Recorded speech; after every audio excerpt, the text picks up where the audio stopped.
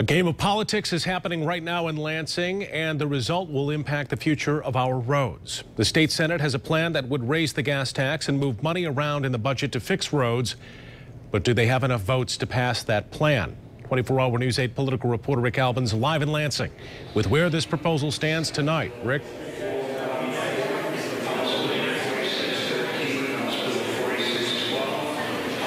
Well, they did have enough votes, and right now they're still trying to get back to 20. That's where you'll have to go. I'll explain that in a minute. But first, let me tell you what's been going on for 7 hours. 7 hours since the Senate has been in session.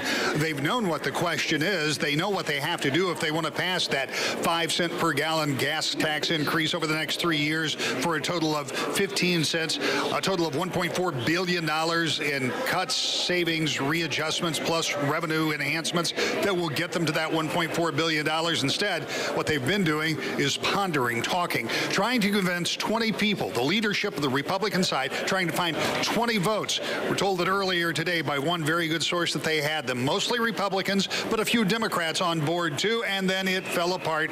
I'll tell you about the extraordinary thing that happened within the last 120 seconds that may bring that to a resolution. But take a look at this graphic. Here's what the Senate looks like. You've got 27 members who are Republicans. You've got 11 who are Democrats. Republicans have more than enough to pass these bills if they had the votes within their own caucus, and clearly they do not. So one of the things they've tried to do all day is come up with 20 on their side.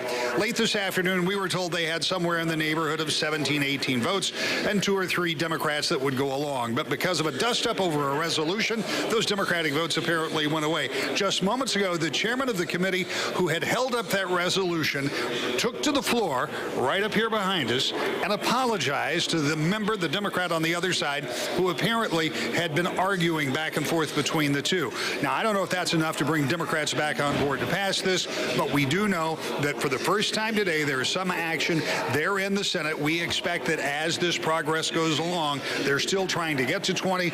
They still are optimistic that they can get there, but I want to hasten to add that with all of the facets of this plan in place, even if they get $1.4 billion between cuts and revenue increases here in the Senate, it's going to have to go across the rotunda to get 56 in the House. It's going to be harder to get Democrats on board over there, and it's going to be very hard to get 56 Republican votes, so this is by no means a done deal. We're going to head back inside where our other crew is already standing by in the Senate. At 6 o'clock, we may have more to bring to you. We'll certainly be here live in Lansing. Rick Albin, 24-hour News 8.